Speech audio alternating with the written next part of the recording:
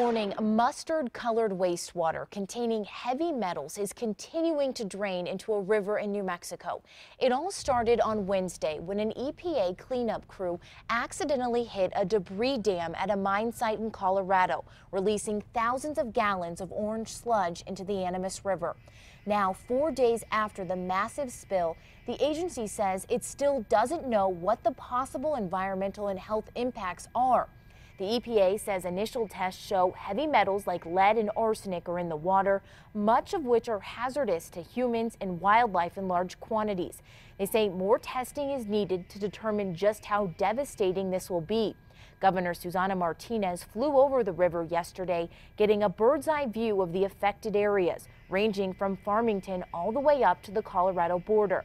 Martinez says she's shocked New Mexico had to hear about the issue from the Ute tribe, not the feds. It is completely irresponsible for the EPA not to have informed the state of New Mexico immediately, because they knew that that was going to flow on into the state. And we could have worked faster and harder to minimize the impact on this state. The governor has told the EPA she wants a mobile testing lab in the state to constantly monitor the river's conditions. The EPA estimates the orange sludge will break up soon. A woman is dead after being caught in a house fire. Officials say the home near Isleta in Patton Southwest caught fire early Saturday morning. They say the woman was badly burned. Now, police have not released her identity and no word on what caused the fire. Nobody else was hurt. And firefighters say a homeowner trying to burn weeds nearly burned his house down. It all happened yesterday afternoon near Golf Course in Irving. AFD says the homeowner accidentally set a tree on fire, which then set his home on fire. It spread quickly. It already got into the attic so bad that it broke through the roof, and so we pulled our crews out and went on a defensive. Everyone in the home was able to get out safely. AFD says even with all the rain we've been getting, it's important to be careful when burning outside. We're learning much more about the deaths of a French couple at White Sands and how their 9-year-old son was able to survive. Evan Folan went to the trail they were hiking on to get a better sense of what went wrong. The rolling dunes here at the White Sands National Monument are a breathtaking view to take in. However, just as beautiful they can be dangerous to some hikers that are not prepared. I think the main thing is to keep a cool head and just not just freak out, you know?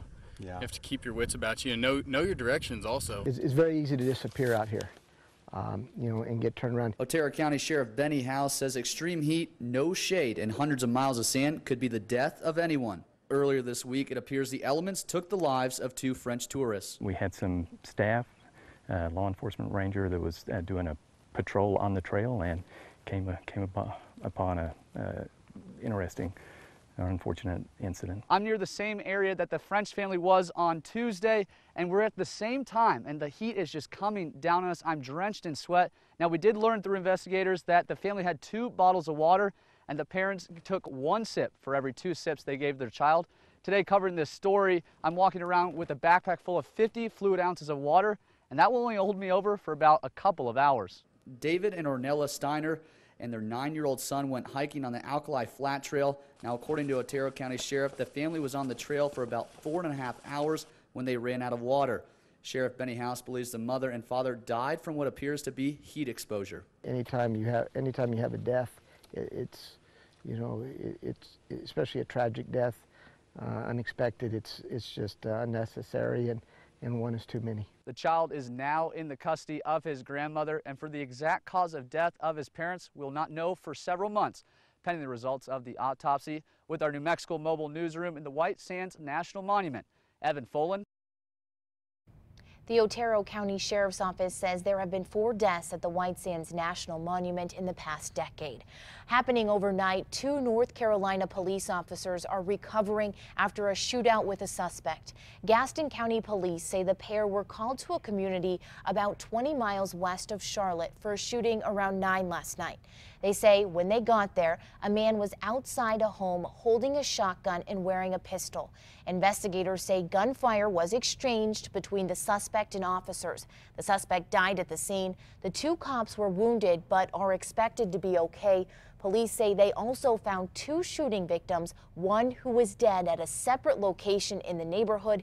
In all, 5 people were shot and 2 men killed. The FBI is now stepping in after a college football player was shot and killed by an officer during a burglary call at a car dealership in Texas. Arlington police officer Brad Miller is on administrative leave after Friday's shooting of 19-year-old Christian Taylor. Yesterday, the city's police chief said the FBI's Dallas field office would take part in the probe. Authorities say Miller and another officer found Taylor freely roaming inside the dealership. Miller fired 4 rounds from his service weapon. Taylor was unarmed. Donald Trump didn't get the chance to speak at a conservative forum this weekend following a comment about Fox News' debate moderator Megyn Kelly.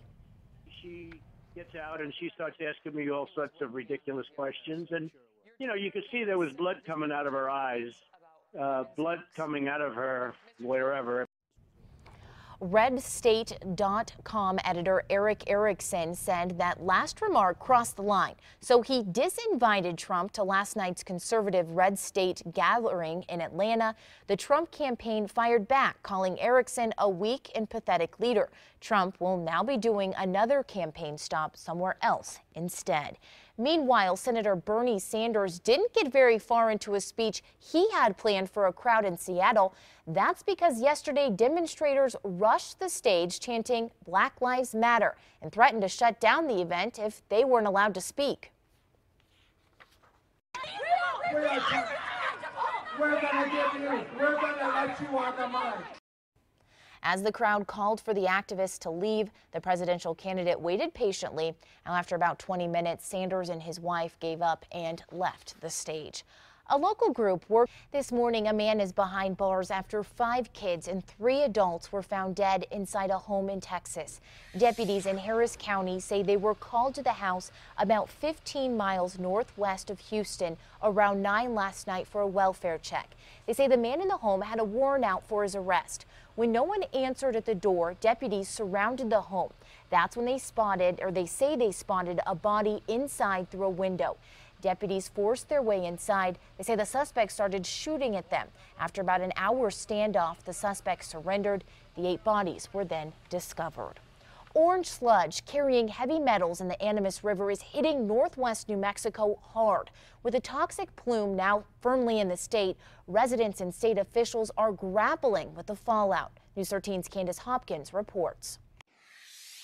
I love my piece of heaven. This is my sanctuary. This is my place of peace. Rosemary Hart loves her home here on the Animas River, surrounded by nature. But she says today, everything is different. We came out here together and we looked at the river and we cried.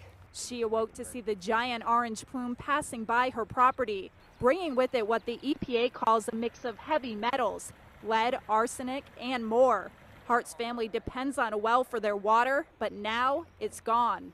I'm here on my property and I cannot shower, I cannot cook, I cannot do anything with the water from my water well. Governor Martinez arrived in Farmington this afternoon to tour the damage, eyeing the pollution from high above in a Black Hawk. It couldn't distance her from the shock. The magnitude of it was, you can't even describe it. It's like when I flew over the fires and you see something that your mind isn't ready or adjusted to see. She's calling for the EPA to step up and fix it and keep constant watch over the future conditions of the river, one that so many homes, farmers, and ranchers say is their lifeline. Residents say while they know this orange color will eventually fade, they're afraid of what will be permanently left behind. My first concern is the next generations and what they're walking into. Candace Hopkins, KRQE News 13. Anyone who uses municipal water in Farmington can drink that water. It's safe, but anyone with a well in the floodplain cannot drink that water. Tribal, state, and county investigators are looking into a plane crash out on the Laguna Pueblo. State police says it happened a little after 10 on Saturday morning. 2 people were on board an ultralight plane when it crashed west of Albuquerque on tribal land. 1 person was airlifted to UNMH for treatment. A Delta flight had to make an emergency landing after getting struck by baseball-sized hail.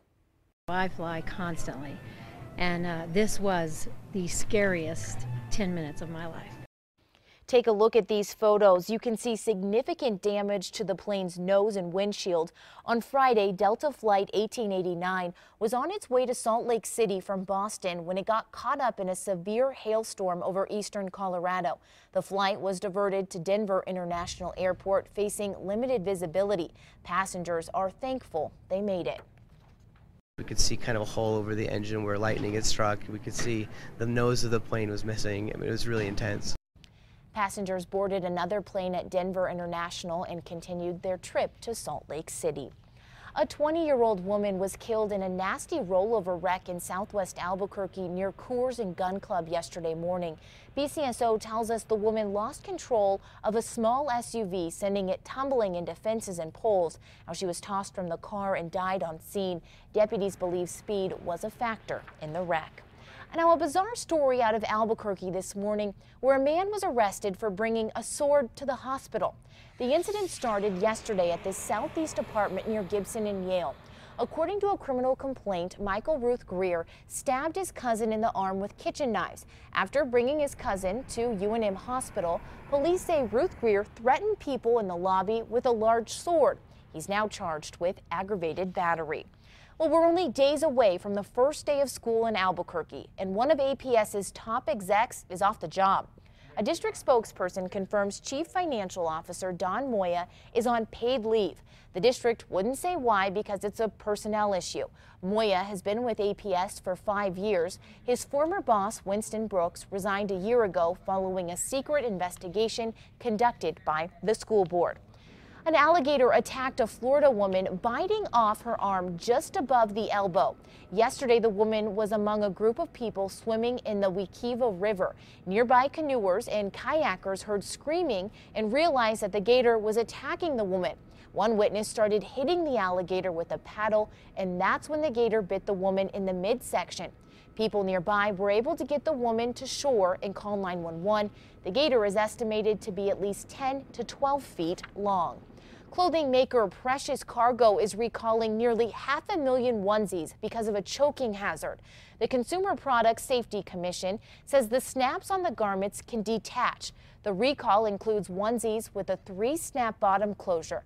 No injuries have been reported. The one pieces were sold as promotional products with a corporate or community organization logo on the front. Consumers are being asked to return the onesies for a full refund. For details on this recall, visit our KRQE app. And Verizon is ditching annual contracts. The wireless giant is switching to month-to-month plans starting next Thursday. Existing customers under contract can keep their plans or switch to new monthly options. Verizon is also offering payment plans for new phones. Instead of signing a 2-year contract to get a subsidized handset, the carrier joins AT&T and T-Mobile in dumping annual contracts. Earlier this year, Verizon executives said no contract phones are growing in popularity. Well, you could call it bad luck. A man in Arizona is happy to have both feet on the ground this morning after he had to be rescued from his own chimney. The 34-year-old accidentally locked his keys in his home yesterday. He decided getting in through the chimney was a good idea. Firefighters say he got stuck, though, about halfway down. The man was stuck for 2 hours before someone heard him and called 911. Firefighters were able to pull him out using a rope. The man suffered a few cuts and bruises, but is okay. Well,